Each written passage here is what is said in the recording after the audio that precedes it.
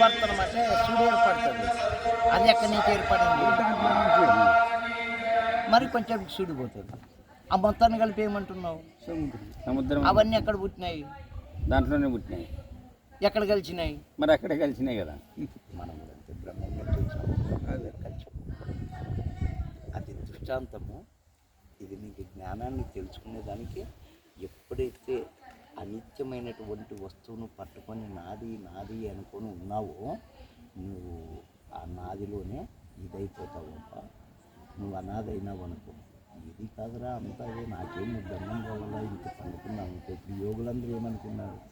అందరూ ఒకటే భార్యతలనే కదా, మా ఆత్మ సర్వభూతాత్మ అనుకుని వాళ్ళు ఏమన్నారు? ఒకటి అవ్వాలా, ఇది తీసుకున్నారు, పట్టుకున్నారు అంటే ఎండ ఉంటే ఏముండదు. తిన్నప్పుడు ఆ విశ్వం నీ వశమవుతుంది. ఎప్పుడు అనేకములోని ఏకత్వం ఏకాగ్రత అంటారు. నువ్వు వంటివే ఇక్కడ రావాలా, లేదంటే ఇక్కడ ప్రాణాన్ని పెట్టుకొని చేసుకో. ఒకటి సాధనలో రకరకాలు ఉన్నాయి. ఏ సాధన పెట్టుకున్నా నీకు కుంభకం జరగాల్సిందే. ఆ కుంభకం జరిగినప్పుడు, ఆ ఏకాగ్రత అయినప్పుడు ఈ మనసు అనేది ఇంద్రియాలను పట్టుకొని ఇంద్రియ వ్యాపారం విడిచిపెట్టి అంతర్ముఖమవుతుంది అంటారు. అప్పుడు అంతర్ముఖమైనప్పుడు ఈ విశ్వంలోకి వెళ్ళిపోయినప్పుడు ఈ విశ్వంలో ఏం జరిగేదో అది చూస్తాం. ఇక్కడ కూడా అంటారు కదా అది మేఘధర్మం అంటుందండి. ఎప్పుడైతే ఇక్కడ చూసేటప్పుడు వచ్చంటే 1000 రకాల దీన్ని దాటిన తర్వాత ఇది అంటారు కదా. ఎందుకు రాదు? నువ్వు తీసుకోవాలంటే పరిదేశం బట్టి నువ్వు చూడవచ్చు. అందుకని ఏమంటుందంటే ఈ బోధ వినమన్నా నువ్వు దాటుతావన్నా ఇవన్నీ లేదన్నా అంటారు. అది అన్నప్పుడు కూడా నువ్వు 100 ఎకరాలు విడిచిపెట్టి అడవిలోనూ పండుకుంటే నేను నిజమన్నా అంటాను. ఊర్లో దాసరయ్య తల్లికని ముట్టుకొని అది మధ్యంతర హిత గోవిందని ఎట్లుంటుంది. అదంతే. జ్ఞానం విన్నావు, అనుభవం కావాలి. ఇప్పుడు అమ్మాయికి పెళ్ళే కాదు, ఏమంటే మా అమ్మాయి అమెరికాలో వచ్చిందప్ప అంటారు. ఇక్కడ ఈ అట్టెకట్లు ఏమంటారు అంటే అన్నం చేసే కన్నా రావాలమ్మా, వ్యవసాయం పనికి లేదంటారు. నా ఎట్ట తిప్పుడు ఏం చేస్తాడంటే మా పాపకు అనేది సేర్ బియ్యం తీసుకోమ్మా, ఇవన్నీ తీసుకోమ్మా అని చెప్పి పెట్టి రాల్చింటాడు. అన్నం చేస్తే వస్తుంది. అట్లా యూట్యూబ్లో చేసి వస్తుంది. దాన్ని శుభ్రం చేసుకునేది వచ్చిండల్లా 4 సార్లు వండితే అది ఏమనేది తెలుస్తుంది. నేర్చుకోండి అలా ఈ స్వానుభవం ఉండాలి. అందుకనే మన శాస్త్రము హిందూ ధర్మాల్లో ఎట్లు నేర్పినాయంటే శాస్త్ర సంబంధము గురువాక్యము నీ స్వానుభవం సంశయింపక స్వానుభవ సారం. అది నీ స్వానుభవ సారం నువ్వు చూసేంత వరకు ఇటువంటి శాస్త్రాలు ఎన్ని చదివినా లేదు. శాస్త్రం కరెక్టే మన నీ స్వానుభవం కన్నా మళ్ళీ శాస్త్రం గొప్ప అంటుంది. అది ఎప్పుడు దీన్ని చూసిన తర్వాత నువ్వు ఎట్లా పోవాలంటే అంటారు. ఇప్పుడు నేను పొద్దున్న కర్నూలు పోవాలా, కర్నూలు 70 కిలోమీటర్లని ఉంది. 70 కిలోమీటర్లు ఉండేదని నాకు రామాంజనేయులన్నా నా గురువప్ప నాకు చెప్పినాడు. అంతే. నేను 70 కిలోమీటర్లే ఇంతే ఉంటాను, అంతే. ఇంకేం మాట్లాడను. నాకు మా గురువు చెప్పినాడప్ప కర్నూలు వస్తుంది, ఈ శాస్త్రం వల్ల చదువు అన్నాడు. 70 కిలోమీటర్లు కర్నూలు, 70 కిలోమీటర్ కర్నూలు అని గడ్డము ఎంటుకలు వేగేటప్పుడు ఒక 100 సంవత్సరాలు నేను తపస్సు చేస్తాను. కర్నూలు వస్తుందే కాదు. ఎలా? ఎందువల్ల రాలేదు? నువ్వు నడిస్తే కదా స్వామి. నువ్వు కూడా కంతే. శాస్త్రం చదివినావు, జ్ఞానం విన్నావు, నీలో త్యాగం ఏముంది అంటుంది సనాతన ధర్మము. త్యాగిరా భోగిరా అంటాడు. నువ్వు త్యాగం చేసినావా? అన్ని బోధన తిన్నావు. వద్దని సొంత అన్న తమ్ముడు నీ అమ్మ దండింత జరిగిందంటే రాలే న్యాయం అంటాడు. మా తత్వాలు 150 తత్వాలు పాడుతుంది. మరి నాకు వద్దులారా నువ్వే తీసుకొని పోయి ఎప్పుడంటే అవ్వాలి మేడే. మరి అబ్బోది ఇంటివి ఆడొచ్చు. మళ్ళీ నువ్వేమి అనిత్యమైన భూమికి కొట్లాడుతుంది, అనిత్యమైన డబ్బులకే కొట్లాడుతుంది, అనిత్యమైన భార్య పిల్లల కోసమే మోహం పడుతుంది, అనిత్యమైనటువంటి కీర్తికే మోహం పడుతుంది. నీలో త్యాగం ఎప్పుడు వచ్చింది? నీలో వచ్చింది. చెప్పురమ్మా. గృహస్థ ధర్మము, సన్యాస ధర్మము అవి మాట్లాడదాం. గృహస్థ ధర్మము, వానప్రస్థ ధర్మము, సన్యాస ఉన్నాయి కదా. ఇప్పుడు గృహస్థ ధర్మంలోన రాముడు తన భార్యని వేరే వాళ్ళు తీసుకుపోతే కూడా ఎట్లాడి పోట్లాడి అదే నేను చెప్పేది రాముడు ఏమన్నాడు, తన తల్లిని వచ్చి నాయనా నువ్వు ఇట్లా పోతే పిన్నమ్మ అన్నాడంటే నాయనా నేను పోతాను అన్నాడు. మన కలియుగంలోనే అంటే నేను ఆయన చూసి ఇద్దరు కొడుకులు కిడిచిపెట్టి మా నాయననే నా కొడుకు వానికి ఆడ పుట్టినాను, నేను ఎవరికో పుట్టింటే నా కొడుకు అని పెట్టుకున్నాను. మా నాయనే నాకు బాగా మీనప్పుడు జై గురుదేవ్ నమస్తే. మరి రాముని కరెక్ట్గా తీసిన సనాతన ధర్మంలో ఇతిహాసాలు అంటే అది వింటే కదా నువ్వు కరెక్ట్ మాట్లాడినావు. ధర్మం ఆచరించిన వాడు ఆచార్యుడు. నేను కూడా ఇంతసేపు చెప్పింది అదే, బోధ విన్నావు ఆచరించినావా, ఆచరిస్తే నువ్వు ఆచార్యుడు. బోధ విన్నాం, ఫలితం శాస్త్రం చదివే శాస్త్ర ప్రమాణాన్ని బట్టి చెప్తుంటారు. ఏ సాధన ఆగిపోతారు. ఏ సాధన అదే అనుభవం ఉన్నోళ్ళు మాట్లాడితే ఆగిపోయేది ఉండదు, అది తొగే కొద్ది గుర్తునే ఉంటుంది. ఇసుక పాత్ర ఉన్నట్లే. ఇప్పుడు అర్థమైందా? నీవు నీదై చూసుకున్నప్పుడు నీవెవరో తెలుసుకున్నావు. తెలుసుకోవడం అంటే ఏమి సాధన ఉంటేనే కదా నువ్వు తెలుసుకునేది. ఇంతసేపు తత్వం గురించి చెప్పినావు, మరి తెలుసుకునేది కూడా మనసే కదా. ఈ ఇంద్రియాల లోలత్వం ఉంది, స్పర్శకు లొంగిపోతావు, వాసనకు లొంగిపోతావు, ఇది లేదు. మనకి ఎరుక వద్దంటే మరి ఏం పెట్టుకున్నాము? అన్నీ వద్దన్నావు కదా, అన్ని వద్దన్నాక ఏం మిగులుతుందని చెప్పాలి కదా. అది మాత్రం చెప్పలే నేను, మధ్యాహ్నం నుంచి వింటున్నాను నేను. ఎన్ని తత్వాలన్నీ తింటే ఉద్ధరించబడతాడు మనిషి. ఇప్పుడు అన్నీ వద్దన్నావు అప్ప, అన్నం తినొద్దంటివి, నువ్వు కూడా మధ్యాహ్నం అంటివి, అన్న బాగా చెప్పినాడు దాంట్లో శబాష్ అంటే అన్నీ బాగున్నాయి. మరి ఎరుకని ఇడిచిపెట్టిన తర్వాత ఏమి పట్టుకోవాలా నాకు చెప్పాలి. గురువుతో చెప్పించుకోవాలా. అది వచ్చే మా పక్క అన్నాడు, ఇది రాకూడదా అంటాడు రాత్రి. ఏమంటాడు? గురువు అంటే ఏది? ఇది రాకూడదా, ఇది చూడ అదే ఇది చూడరా అంటాడు. ఇలా మంచిది. ఆయన స్వామితో ఇంకో మాట కూడా ఉంది. గురువు అంటే ఏమిటి? గుర్తు తెలిపేవాడే గురువు. అంటే నువ్వు ఏమనుకున్నావు? గురువు అంటే 5 అడుగుల శరీరము 6 అడుగుల శరీరము కలిసినటువంటి స్థూలంతో నిండి ఉన్నటువంటి వాడిని గురువు అని అంటున్నావు. మరి నువ్వేమనుకుంటున్నావు? ఆకారం లేనటువంటి నిరాకారమైనటువంటి దాన్ని గురువు అంటున్నావా? కాదు, నేను నువ్వేమనుకుంటున్నావో చెప్పు. నువ్వు చెప్పు అప్పుడే నువ్వేమనుకుంటున్నావో. మధ్యాహ్నం అయిపోయింది మాకు, మళ్ళా అడుగుతాను నేను. నువ్వేమనుకుంటున్నావో చెప్పు. నేను అనుకునేది ఒకటే మాట, గురువు అంటే ఎరుక. నీలో ఉన్నటువంటి ఏదైతే ఉందో ఎరుక, ఆ ఎరుకే గురువు అని చెప్పా. మరి నువ్వేం చెప్పు అని గురువు అని ఎట్లా అనుకుంటావు? దాన్నే గురువు అని చెప్తావా? నేను చెప్పినాను, నేను నమ్మినాను. కరెక్టే. దీనికి ఒక అనుభవం కావాలా. నేను చెప్పినాను, ఇది మాటతో వినేది కాదు, ఇది కూడా అనుభవంలోకి వెళ్ళిపోవాల. ఈ ఎరుకనే నువ్వు గురువు అని ఎలా అనుకుంటున్నావు? దీనివల్ల ఎట్లా గురువు అనుకుంటున్నావు? ఇప్పుడు ఒకటి ఉదాహరణ, 5 అడుగుల శరీరం 6 అడుగుల శరీరం గల వ్యక్తి ఒక రూపదాల్చి ఒక మంచి జ్ఞాని తత్వవేత్త ఆత్మదర్శి అనుకున్నాం. ఎంతవరకు ఉన్నా నీకు చెప్పేవాడే నీకు అనుభవాన్ని అయితే ఇచ్చేవాడు కాదు, చెప్తాడు. అనుభవించాల్సింది ఎవరు? ఆయన చెప్పినవన్నీ నువ్వు చేస్తే తప్ప అనుభవం రాదు కదా. అట్లా అది అనుభవం. మరి నువ్వు ఇప్పుడు ఆయన లేడు, చెప్పే ఆయన మన పక్కన లేడు ప్రస్తుతానికి. చెప్పిన కాడికి చెప్పినాడు, వెళ్ళిపోయినాడు. మిగతాది మనం ఉన్నాం, మనం పోతున్నాం. అక్కడ ఒక 3 మార్గాలు కనపడుతున్నాయి. మనం పోవాల్సినది ఒకటే మార్గం. అక్కడ డిసిజన్ తీసుకునేకే అంటే నిర్ణయం తీసుకోవడానికి వేరే పక్క మంచి ఒక్కర్లేడు.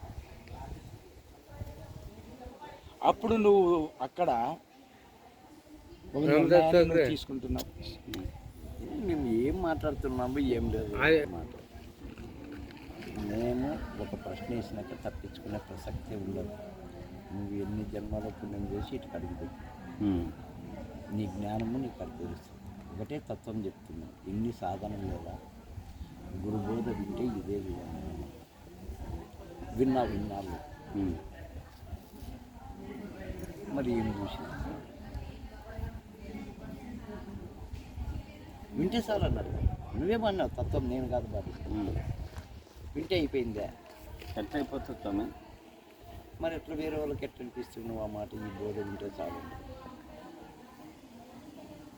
తత్వం నేను అంతే. తత్వం నేను మరి నేనేమేమి ఉంది, తత్వం ఇట్లా ఉంది, ఇట్లా చెప్పి అని చెప్పినాడు అంతే. అంతే. మనం అన్నాం కదా, అనేది అట్లా కాదు. తత్వం గురువు తోడు లేనప్పుడు మనలో ఉన్నటువంటి వివేకము, మంచి చెడు అనేది నిర్ణయించేవి రెండు ఉన్నాయి కదా మనలో, మంచిది చెడు ఉంది. అవి రెండిటిలోనే ఏది మంచి ఏది చెడు అని నువ్వే నిర్ణయించుకుంటున్నావు కదా. ఆ నిర్ణయించేటువంటిది మంచి అని ఇది, చెడు అని ఇది అని, మంచి వివేకమైనటువంటి మార్గంలోనే ఏదైతే నడుపుతుందో అది ఎరికే కదా, అది గురువే కదా. అది చెప్పిన దానికే కదా నువ్వు ఈ మార్గం పోపా, ఈ మార్గం పోతే అదోని వస్తుంది నీకు. ఒక నేనేం చెప్పింటాడు, ఈ పక్క ఉందప్ప అదోని అంటాడు, రాష్ట్రం చెప్పలే. అక్కడ పోయినాక ఈ పక్క అన్నాడు, ఈ పక్క గల దారులు ఏవి ఉన్నాయి ఎట్లా ఉన్నాయి అంటే లోపల ఉండేది చెప్పిందే, బయట ఉండేది చెప్పిందే.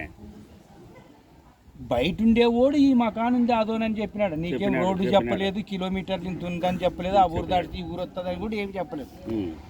ఈ మకం ఉందంటే అంటే కానీ అని చిన్న ప్రయాణం మొదలైంది. ఈ మకం చచ్చిపోతుండవు. మార్గ మధ్యంలోన ఏడన్నా అడిగి తెలుసుకుంటావు. ఆ తెలుసుకో మార్గ మధ్యంలో వాడిని అడగని చెప్పేది ఏమిటి? అది కూడా వివేకమే. అది ఇబ్బంది పడొద్దు, ఆ మంచిని అడుగు, ఎందుకు అంత ప్రయాసపడతావు, తెలుసుకో అని అంటుంది. అడుగుతున్నావు, ఆయన చెప్తున్నాడు, పోతున్నావు, చూస్తున్నావు, మార్గం పట్టించింది, నడుస్తున్నావు, పోతున్నావు, ఆడాడి తెలుసుకుంటున్నావు, పోతుంది. ఎవరు లేరు ఒక తాడ, అయినా నీ యొక్క తెలివితేటంతో ఈ మార్గం ఈ దిశ అని చెప్పినాడు కాబట్టి దీని ప్రకారంగా వాదం పోయినావు, గమ్యస్థానం చేరుకున్నావు.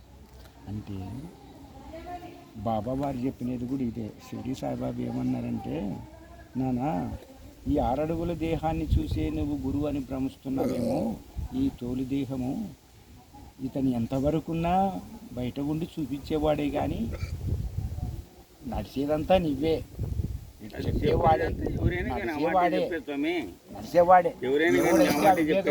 ఉందో గురువైనా కానీ తప్పు ఒప్పని ఏదైతే నువ్వు తెలుసుకోబడుతున్నావో ఆ ఎరుక గురువు లెక్కేయద్దు. మాట తత్వంలో పాడినాడు. ఏమని? కర్మజ్ఞానం కానే కాదు అన్నారు. ఎప్పుడు మరి ఇప్పుడు అప్పుడు బాగాలేదా మరి? ఇక్కడ వచ్చినాక జ్ఞానము కానీ బయలు లాస్ట్ ఇప్పుడు మన సమస్య కాదు మాట్లాడిండేది. ఏదైతే ఉందో నేను వచ్చినాక బయలు అనేది ఉందే, దానికి కర్మ కానీ జ్ఞానం కానీ ఇంకోటి కానీ ఏం లేవయ్యా. అది ఎట్లుంది అంటే ఇట్లుండదప్ప అని చెప్పి దాని గురించి చెప్పినాము పాట. వాళ్ళు మహానుభావులు రాసినారు. అది లాస్ట్ చరణంలో చెప్పినావు కదా ఇది, అప్పుడు పాడేటప్పుడు నామరూప క్రియలు లేక నాదు బిందు కలలు గాక అని చెప్పి పాట పాడితే, నాదు బిందు కలలు గాక కామక్రోధములు ఏమి లేక కర్తరహితమై ఉండదని చెప్పి పాట పాడినాము. తర్వాత ఘనము కొంచెము కాని బయలు తనువు ఎరుకలు లేని, ఘనము కొంచెం కాని బయలంటే అర్థమే.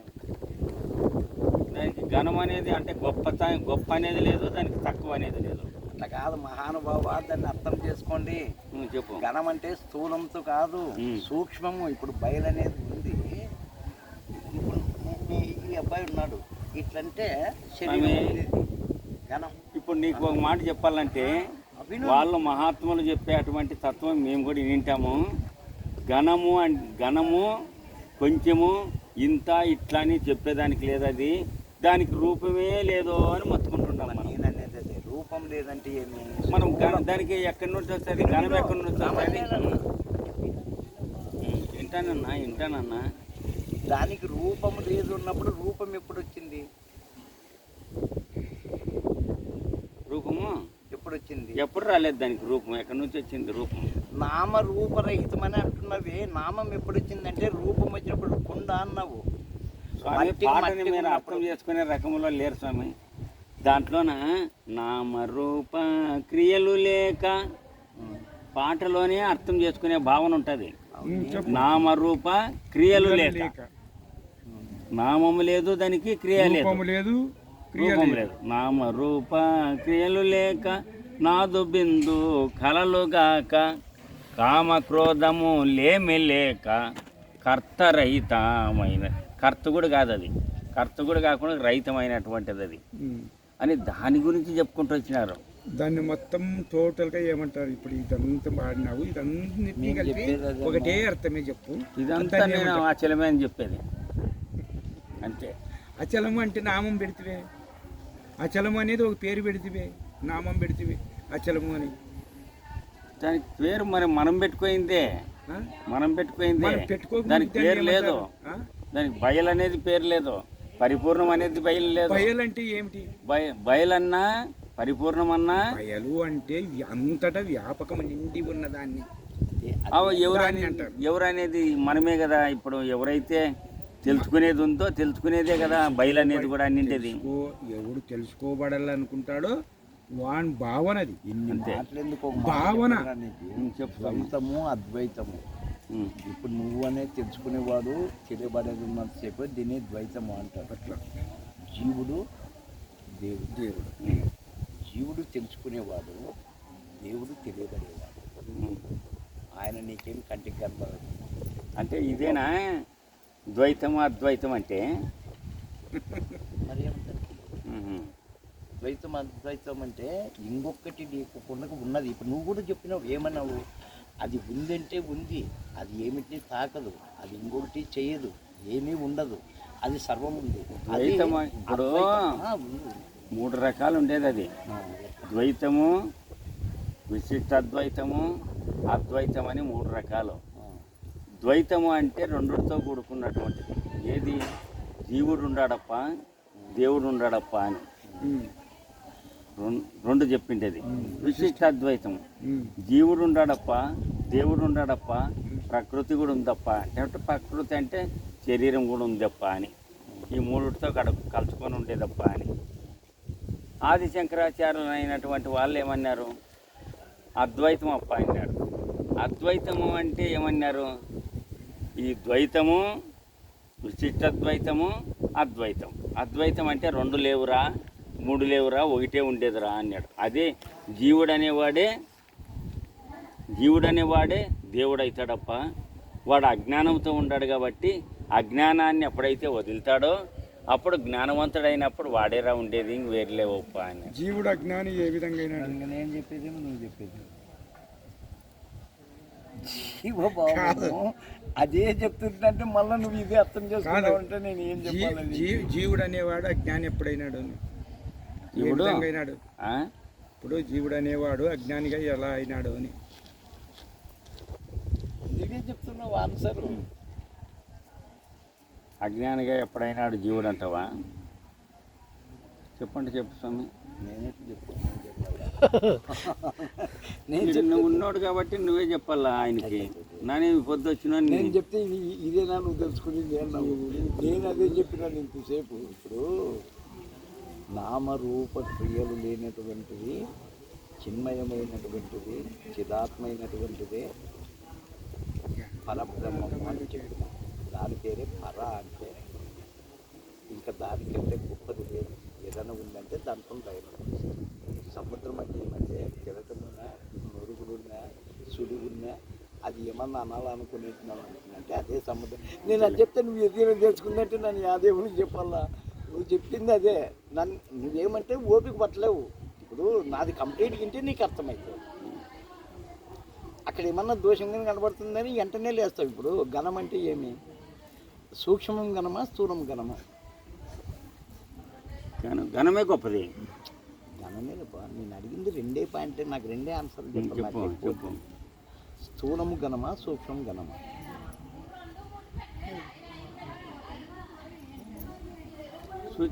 సూక్ష్మము ఘనం ఎట్లయితే స్వామి? స్థూలం కంటికి కనపడుతుంది కాబట్టి ఘనం కనపడుతుంది. ఇంతకుముందు నేను ఆ మాట అంటే ఏమన్నావు? ఘనం అనేది ఎట్లా కనబడుతుంది? చూడు మరి నీవే రికార్డు కూడా ఏమ- పెట్టుకున్నావు నువ్వు చెప్పి. ఇప్పుడు నీకేంటికి వచ్చింది ఆ సమస్య ఘనం అనేది? నువ్వు ఇంతకుముందు ఒక తత్వంలో ఆ తత్వం నీకు ఆ తత్వం అదే పనికి చెప్తేనే అది ఘనము కాదయ్యా, ఘనము కొంచెము కాని దైవం, ఘనము కొంచెము కాని దైవం, తనువు ఎరుకలు లేని పూర్ణం. తనువు ఎరుకల లేని పూర్ణము. దానికి తనువు లేదు, ఎరుక లేదు. పూర్ణం అంటే ఇప్పుడు పూర్ణం అంటే దానికి ఇంకేముండదు. చెప్పుకున్నంత ఇదే కదా సూక్ష్మం అనేది కదా. ఇప్పుడు ఆకాశము సూక్ష్మభూతము అంటున్నాను. ఇప్పుడు సూక్ష్మం అంటే నీకు ఇప్పుడు అవన్నీ సర్వవ్యాపకమైన కాదు, నీకు ఇప్పుడు ఆకాశమే పూర్ణం అనిపిస్తుంది కదా. ఇప్పుడు పరబ్రహ్మం అంటే పరబ్రహ్మమే అచలం అనిపిస్తుంది కదా, అట్లే అనుకో. లోకంబులు లోకేశులు లోకస్తులు తెదిన తుది లోకంబకు అలోకంబకు పెంచీకటే కవ్వల యవ్వన్ ఏకాకృతి వెలుగునో అట్టి వాణిని నేను సేవంతుని అంటాడు పోతున్నాను. ఈ పంచభూతాలు కూడా నువ్వే చెప్పినావు. మహత్తు నుంచి ఇది పుట్టింది, ఇది నుంచి అహంకారం పుట్టింది, అహంకారం నుంచి పంచభూతాలు పుట్టిందే, పంచభూతాల నుంచి పుట్టింది కాకుంటే మొత్తం ఇదంతా మేము చెప్పింది. ఆ ఎప్ప అడిగింది అదే, జీవుడు ఎట్లా పుట్టినాడు అంటే అది చెప్పవు. జీవుడు ఎట్లా పుట్టినాడు అని చెప్పలేదు. ఆయన ప్రశ్న అడిగింది ఏమిటి అనుకున్నావు? అడిగిండేది ఆయన అడిగింది దేవుడు స్వామి అడిగిండేది జీవుడు ఎట్లా అవిద్యతో కూడుకున్నాడు అని చెప్పి కదా అడిగింది. అవిద్య అని చెప్పి అంటే అవిద్య, జీవుడు ఎట్లా అవిద్య అయినాడు?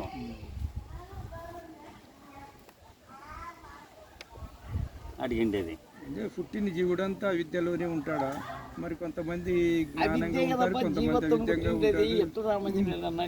కాదు అప్పుడే చెప్తాం కదన్నా, ఆడు చెప్పలేదేమన్నా? ఇప్పుడు నీకు ఒక మాట 25 ఇంద్రియాలతో కూడుకున్నప్పుడు అవి విడిచిపెట్టు, అది కాదు. ఫస్ట్ సృష్టి క్రమం పరమాత్మ ఒకడు. ఆయన కదిలేవాడు కాదు, భయపడేవాడు కాదు.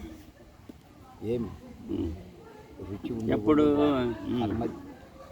ఎప్పుడు ఈ సృష్టికి ఆధారమైనప్పుడు నువ్వే చెప్పు. నాకు మధ్యలో జరిగితే స్వామి ఇప్పుడు నువ్వు అంటివే చూడు, నన్ను కంప్లీట్ గిన్నెక్కచ్చినంటే నీకు వస్తుంది. నేను 2 రెండ్లు అన్నాను, ఏం 6 అంటివే 8 అంటివి అంటే 2 రెండ్లు అన్నాను. 4 అని చెప్పే వరకు 8 అంటివే 9 అంటివే. ఇదే నన్ను లెక్కలు నేర్చుకునేదంటే నా ఆన్సరే నువ్వు. నువ్వు ఇప్పుడు 8 అనుకుంటున్నావా 6 అనుకుంటున్నావా? అది చెప్పండి చెప్పు. కంప్లీట్ నేను మాట్లాడుతున్నట్టు నేనేమేమి మాట్లాడు, నేను కూడా మాట్లాడినా మాట్లాడలే.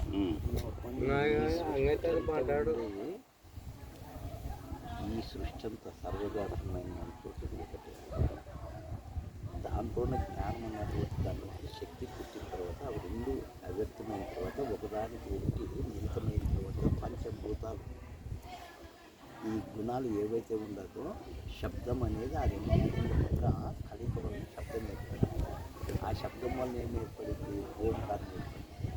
ఓంకారం ఏంటి? ఆకారం ఉకారం అకారం అనేటువంటి ఓంకారం నుంచి 3 పుట్టినాయి. ఆ 3 ఏవి పుట్టినాయి? సత్వగుణము, రజోగుణము, తమో గుణం. ఈ సత్వగుణములు ఏమి? శుద్ధ సత్వం వలన ఈశ్వరుడు. ఏమే?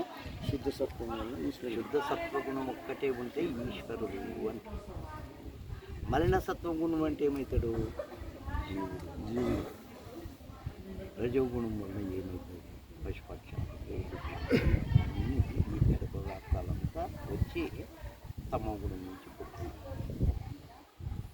ఈ పుట్టిన తర్వాత ఏమంటుందంటే ఈ తన్మాత్రలు ఎత్తునేముంటాయి, ఈ పంచీకరణ ఎత్తున్నాయి. పంచభూతాల నుంచి పంచభూతాలు ఒకటి సంఘాతం చెందిన తర్వాత ఆ పంచభూతాలు కూడా సూక్ష్మభూతాలే అంటారు. అవి ఒకటి కలిసినప్పుడు ఘనమవుతాయి. ఘనం అంటేనేమి? స్థూలమయ్యేది. స్థూల శరీరం ఏర్పడింది. ఈ స్థూల తగిన తర్వాత ఈ ఆత్మ అన్నటువంటి ఆధారం లేకుంటే ఇవన్నీ ఏం బేళ్ళొడుకు. బయలు లేకుంటే ఏమి లేదు కదా. బయలే ఉంటేనే కదా నా ఆకారానికి ఇంత కావాలంటే. ఈ బయలు నుంచే కదా పుట్టిండేది ఈ పంచభూతాలు. ఈ పంచభూతాల నుంచి పుట్టినటువంటి వాడు జీవుడు ఏమనుకున్నాడంటే అసలైన దాన్ని మర్చిపోయి ఇది నేను అనుకున్న భ్రాంతిలో అన్నిటికీ నేను నాది అనుకునే దుఃఖిస్తున్నాను. ఇది ఎప్పుడైతే నీకు నీ స్వస్వరూపం ఇది కానే కాదు, నీ యథార్థ రూపం ఇది, ఈ సత్వగుణములకు వచ్చినావు అనుకో, అంతా ఒకటి అన్నటువంటి ఈ యొక్క మాయ నాగన్నటువంటి భ్రాంతిని ఒడిగి అధ్యారోపన్నటువంటి కుసుంటున్నటువంటిది ఎప్పుడైతే నువ్వు తెలుసుకుంటున్నావో వాడే ఈశ్వరుడు. ఆ ఈశ్వరుడే ఇది క్రమం. ఈ అజ్ఞాన వశంతోనే జీవుడు అంటే కర్మవశం. కర్మవశం దాదశకం. కర్మ లేదు. కర్మ ఎప్పుడు చేయవు?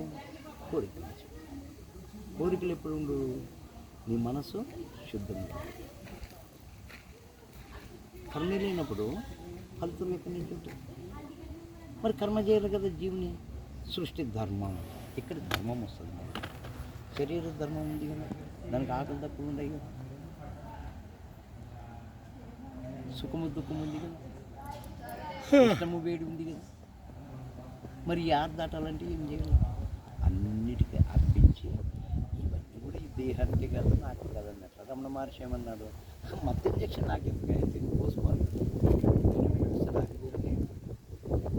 జీవభావాన్ని ఎక్కడైతే సాధన చేస్తావు ఆ రోజు నీకు ఎట్లయితే అప్పుడు నువ్వు ఇప్పుడు మాట్లాడు సబ్జెక్ట్ అటు దీని గురించి ఏమన్నాడు మనం తెలుసుకుందాం.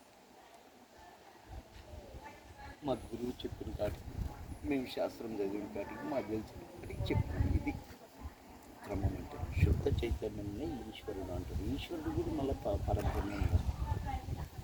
ఈశ్వరుని కూడా ఒక శుద్ధ చైతన్యంలోనే కదా ఆయన కూడా ఉండేది. ఆయన కూడా దీన్ని నడిచేది ఆయనే కదా. జీవుడు ఉండేదే కదా.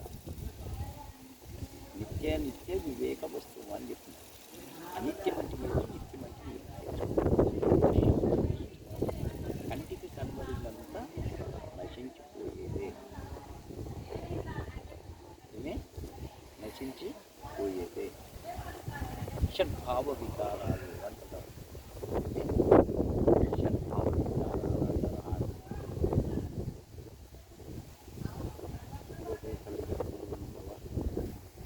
బయటకు వచ్చినట్టు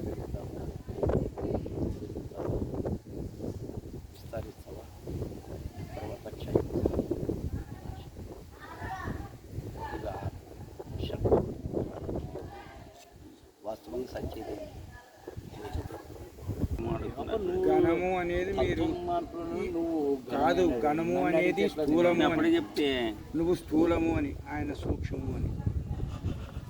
గణము అది స్థూలం గొప్పదే, సూక్ష్మం గొప్పదే. కరెక్ట్. స్థూలం నశిస్తుందే, సూక్ష్మం నశిస్తుందే. స్థూలం కనపడుతుందే, సూక్ష్మం కనపడుతుంది. కనపడనిది ఎక్కువ కాలం ఉంటుందే, కనపడేది ఎక్కువ కాలం ఉంటుంది. అన్నీ నేనే ఆన్సర్లు చెప్పుకుంటూ వస్తున్నాను. నువ్వు చెప్తుంటా. ఎవరు చెప్తే వివరణ ప్రధానం. ఇప్పుడు నువ్వు అన్ని నేనే చెప్తున్నానని నువ్వు అనుకుంటుండవు. కాదు, నాకు రాలే, నాకు ప్రశ్నే రాలే. చెప్తాడు ఇప్పుడు ప్రశ్న నేనే నువ్వే చెప్తున్నాను. ప్రశ్నలో రెండు సమాధానం నువ్వే ఎందుకంటే రెండు ప్రశ్నలే చెప్తుండవు. స్థూలం గొప్పదే అంటుండవు, సూక్ష్మం గొప్పదే అంటుండవు, స్థూలం కనపడుతుంది అంటుండవు, సూక్ష్మం కనపడుతుంది అంటుండవు. నువ్వే చెప్తుండవు అన్నిటినీ. అది ఎందుకోసం అంటుంటా నేను. మీరు కేవలం నువ్వు ఒకటి ఆన్సర్ని పెట్టుకొని అదే అని అనుకోవడం వల్ల నేను ఇన్నట్టు అనాల్సి. ఎందుకంటే ఇంకా కొద్ది దగ్గరికి పోతే చెయ్యి అందిస్తాడు, ఇంకా కొద్దిగా పోతే చెయ్యి అందిస్తాడు. నన్ను ఆయన గుంజేవాడు అవుతాడు, ఆయన నన్ను నేను గుంజేవాడిని అవుతాను. నా తాపత్రయం.